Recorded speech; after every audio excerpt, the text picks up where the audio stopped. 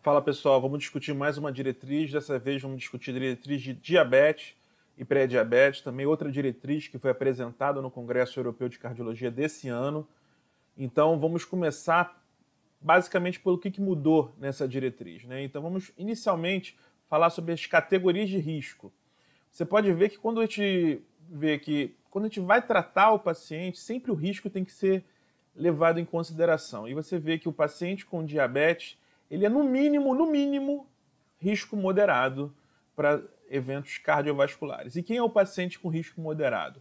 É aquele paciente que tem diabetes há menos de 10 anos e sem nenhum fator de risco adicional.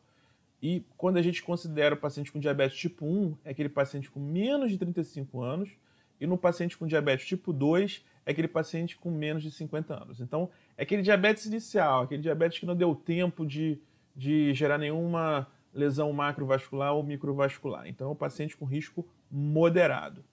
Já no paciente de risco alto, é aquele paciente que já tem um grau de diabetes, mais de 10 anos, sem lesão de órgão-alvo, né? Mas tem pelo menos alguns fatores de risco adicionais, mas menos do que 3. Quais são os fatores de risco adicionais? Hipertensão arterial, dislipidemia, obesidade e tabagismo. Se eu tiver 2 desses aqui, ele é risco alto. Se eu tiver 3 ou mais, ele já entra na classe muito alto. Lembrando que esse paciente já tem um risco de morte de 5 a 10% de doença cardiovascular. Por isso, ele é considerado paciente de alto risco. Paciente de muito alto risco, esse com uma chance de morte superior a 10%. É aquele paciente que já tem uma doença cardiovascular manifesta, é aquele paciente que tem lesão de órgão-alvo, e lesão de órgão-alvo o que é? Proteinúria, uma taxa de filtração glomerular abaixo de 30, HVE ou retinopatia. Quando tem mais do que 3 fatores de risco adicionais, aqueles que eu comentei, ou aquela diabetes tipo 1 de início precoce, aquele doente que tem a doença há mais de 20 anos. Então, esse paciente tem alto risco. Então, sabendo quais são os riscos no meu paciente com diabetes, isso vai guiar a minha investigação, eu posso guiar qual vai ser o meu tratamento e como é que vai ser o meu acompanhamento desses pacientes com diabetes. Vamos lá. Estratificação de risco. Então, tem aquela estratificação de risco inicial. Existem alguns exames que eu posso solicitar para incrementar essa minha estratificação de risco. Um exame que às vezes é esquecido, né? É o eletrocardiograma. O eletrocardiograma de repouso, ele pode trazer informações fundamentais. Um exame barato, realizado às vezes no próprio consultório. Então, ele traz informações fundamentais. Deve ser realizado. E às vezes traz informações sobre doença isquêmica. Tá bom? Então, deve ser realizado. Não só com doença isquêmica, como também algumas lesões de órgão-alvo. O próprio HVE eu posso também suspeitar diante de um eletrocardiograma alterado. Ultrassom carotídeo. Eu já tinha falado para vocês na avaliação da diretriz de lipidemia que a espessura médio-intimal não está mais recomendada. Isso eu já falei para vocês. Mas aqui, na recomendação de diabetes, isso é reforçado, não deve ser feito. Só que o ultrassom carotídeo continua, assim como o carotídeo, como o femoral, porque vale a detecção de placa. A partir do momento que eu detecto placa aterosclerótica, isso sim é um marcador de risco cardiovascular. Se eu tenho placa, esse risco ele aumenta. É diferente daquele paciente que só tem uma espessura médio-intimal aumentada. Não está mais recomendado fazer a avaliação da espessura médio-intimal. Alguns fatores que entraram como risco 2B, você pode considerar o uso, né? Não é obrigatório você fazer. Por exemplo, rastreamento de doença arterial coronariana através de uma angio-TC de coronárias, ou de exame funcional. Isso aqui é ideal você guiar por sintoma. Tudo bem que o paciente diabético ele pode ser menos sintomático que o paciente não diabético, mas você vai acabar guiando mais por sintoma. Outra coisa é a questão do score de cálcio. Você usar o score de cálcio como modificador de risco, ainda é considerado 2B. E por fim, o índice tornozelo braquial. O índice tornozelo braquial, eu já falei algumas vezes, tem até uma figurinha bem legal na nossa página. Se você nunca viu, volta lá na página e dá uma checada. É uma forma de você detectar aterosclerose em membros inferiores. Você basicamente mede a pressão no tornozelo e no braço, e você faz uma comparação dessas duas pressões. E se eu tiver uma redução de pressão em membro inferior, isso é um sinal de aterosclerose em membros inferiores. Então, pode ser considerado como modificador de risco. Então, esses são os exames que a gente vai solicitar para agregar informação em estratificação de risco cardiovascular em pacientes diabéticos. E aí, identifiquei, tem um paciente com diabetes, o que eu tenho que fazer com esse paciente? Eu tenho que começar a tratar. Aí qual vai ser o meu alvo de tratamento? O alvo de tratamento ele pode variar de acordo com a condição. Eu vou ser muito mais agressivo no paciente jovem, no paciente com pouco tempo de doença e sem evidência de doença cardiovascular, porque esse é o paciente que eu tenho que proteger por mais tempo. Então, nesse paciente, eu vou tentar puxar essa hemoglobina glicada em torno de 6 a 6,5. Então, pacientes sem doença, jovens e sem doença cardiovascular manifesta, né, e pouco tempo de doença, alvo mais estreito. No paciente que já é, na grande maioria dos pacientes, a gente vai tentar manter abaixo de 7. Enquanto isso, nos pacientes mais idosos, de doença de longa duração, que eu falei também, a mesma coisa que eu falei na questão da dislipidemia. Quando eu trato diabetes, eu estou pensando em complicações a longo prazo. Então, se eu estou falando de idoso, eu não tenho esse longo prazo, eu tenho uma baixa expectativa de vida, então eu não preciso ser tão restrito assim no tratamento. Claro que existem idosos e idosos. Tem idosos que têm uma vida plena, né? Fazem de tudo. Então, nesse paciente, eu posso ser um pouco mais agressivo no tratamento, mas sempre tendo cuidado, porque eu posso induzir hipoglicemia nesses doentes. O idoso acaba sendo mais suscetível à hipoglicemia no tratamento. E lembrando que esses alvos, por que eu tenho que atingir esses alvos? Esse alvo abaixo de 7 é para reduzir complicações microvasculares da diabetes, com uma indicação de classe 1. Mas para redução de complicações macrovasculares é classe 2A, porque as evidências são menos robustas do que para complicação microvascular. E aí, beleza, defini que vou tratar. O que eu vou fazer? O paciente nunca tomou nenhum remédio. Primeira vez no seu consultório, você detectou diabetes, é um paciente de risco alto ou muito alto. Primeiro, por isso, tá vendo que eu falei para vocês que era importante delimitar o risco? Isso aí define tudo. Então, se é um paciente que é de risco alto ou muito alto, olha a grande novidade aqui. Ele já indica logo de cara para você partir o tratamento. Indicação recomendação 1, tá verdinho aqui porque é recomendação nível 1, inibidor SGLT2 ou um agonista GLP-1. Então, a metformina fica no segundo momento. Olha só que mudança na diretriz. Se o paciente não for de risco alto ou muito alto, aí sim você pode começar monoterapia com metformina. Beleza, aí você começou a droga e você ainda assim não conseguiu atingir o alvo de hemoglobina glicada. Nesse caso aqui, do paciente de risco alto ou muito alto, aí sim, se você não conseguir atingir o seu alvo, metformina. Isso é que recomenda a diretriz, tá, gente? Não estou falando que... eu não vejo como errado você, por exemplo, num paciente mesmo de risco alto ou muito alto, você começar com metformina, tá bom? Porque isso aqui é uma evidência nova. Esses medicamentos são mais caros do que os outros antidiabéticos. Então, às vezes você está trabalhando no SUS, não está errado você partir direto para metformina, não, tá bom? Então, metformina não está esquecida, não, pelo amor de Deus, tá bom? Beleza. Aí, se você está no grupo aqui que começou a metformina, a próxima droga, qual vai ser? Eu posso pensar no inibidor DPP4, um agonista GLP-1, um inibidor SGLT2 ou uma glitazona. Lembrando que em alguns grupos de pacientes, como eu vou falar na frente, especialmente pacientes com insuficiência cardíaca, você não vai poder começar o uso das glitazonas, tá bom? Ele deixa muito aberto qual vai ser a droga que você vai utilizar.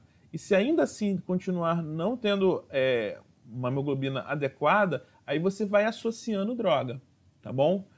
Sempre lembrando que você pode considerar a adição de insulina basal em que situação?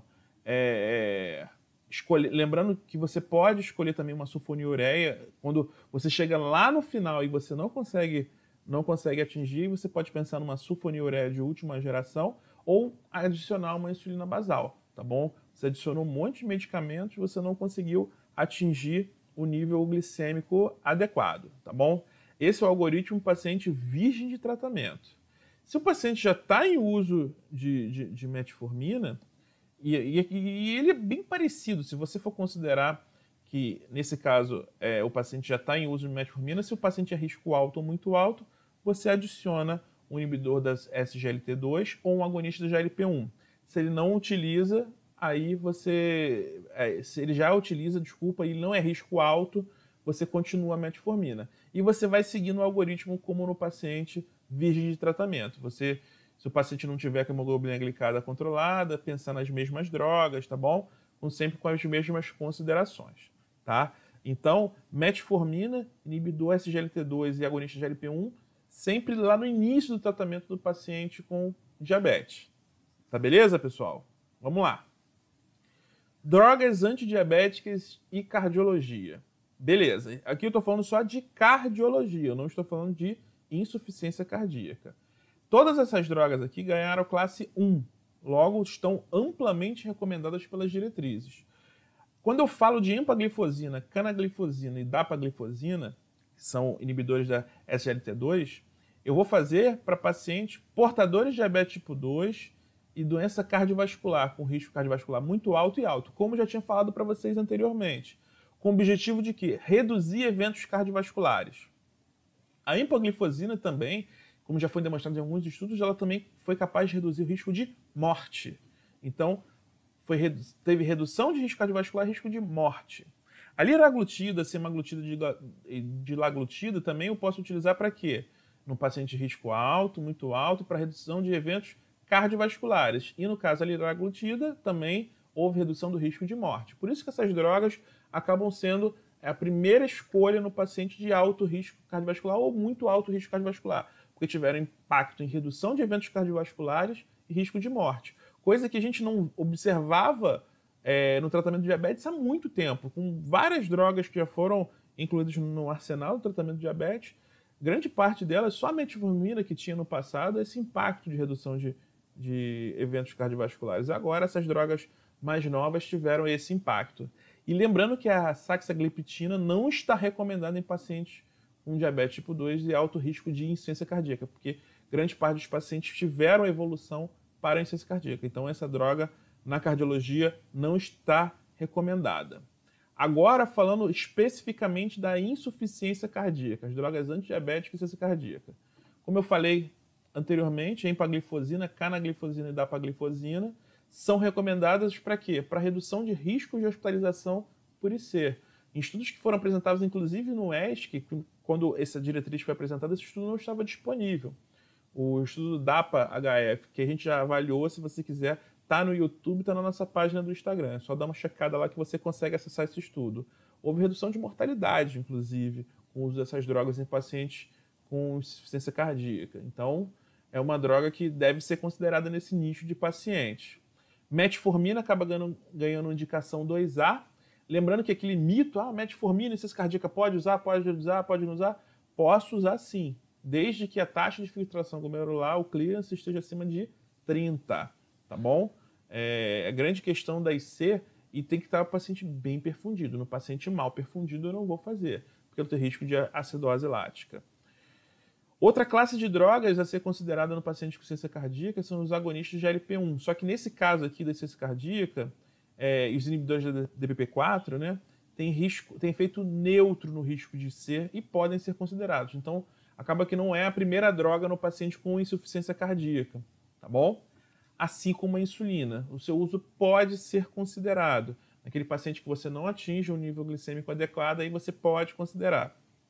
Só que a saxagliptina e as glitazonas, tanto pio como a rosiglitazona, não devem ser iniciados nos pacientes com IC, não são recomendados para esses pacientes. Tá bom, pessoal?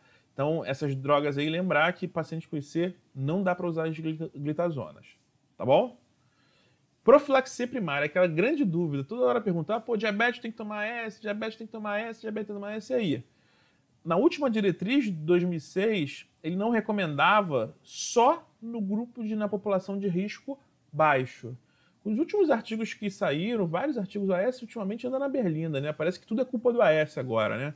Mas agora, pelo que a gente vem observando, nessa última diretriz, na atualização da diretriz, inclusive no risco moderado, ele diz que não é para fazer. E para considerar classe 2B no paciente de risco alto, muito alto. Lembrando que é profilaxia primária, na secundária não mudou nada. Tá bom? Profilaxia primária, paciente que nunca teve evento cardiovascular.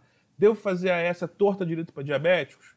Segundo a diretriz, não. E você pode considerar no paciente de risco alto ou muito alto. tá bom? E para finalizar nossa revisão sobre essa diretriz, qual a melhor estratégia de revascularização? Eu estou com um paciente diabético que tem necessidade de revascularização. O que eu tenho que levar em consideração? Primeira coisa que eu tenho que avaliar é a complexidade anatômica, que pode ser avaliado pelo score syntax. O score syntax leva em consideração vários fatores, a bifurcação, o grau de calcificação. Então, basicamente, ele analisa a complexidade da lesão. Quanto mais difícil é a abordagem da lesão por via percutânea, maior é o syntax. Então, o paciente com syntax muito alto, vocês vão observar que a preferência vai ser por cirurgia de revascularização, tá bom? Independente do cenário, sempre verdinho, tá vendo? Eu posso só considerar se tiver doença de 3 vasos aqui, em algumas situações onde a anatomia é um pouquinho favorável e o paciente tem um risco cirúrgico muito alto. Eu não consigo mandar esse paciente para cirurgia. Mas nesses cenários, todos os estudos que avaliaram, estudo Freedom, paciente diabético, complexidade anatômica não tem discussão. Não tem discussão. Cirurgia de revascularização, beleza?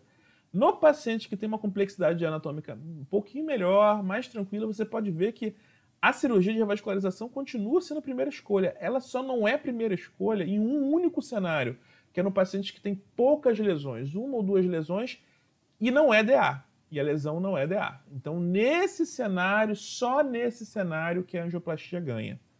Tá, pessoal? Em todos os outros cenários, então, cirurgia de revascularização, ela é campeã no paciente diabético. Não tem discussão. Grande parte dos estudos mostram isso. Estudos de longo prazo continuam mostrando isso. Então, se for possível, se o paciente tiver condição de ser submetido a uma estratégia cirúrgica, é a melhor coisa que você pode fazer pelo seu paciente. Tá bom? Espero que tenham gostado dessa revisão de diabetes. Falamos sobre vários assuntos. Quero ver seu comentário. Se você ficou com alguma dúvida nessa diretriz, bota aí no seu comentário que a gente vai responder para vocês. Tá bom?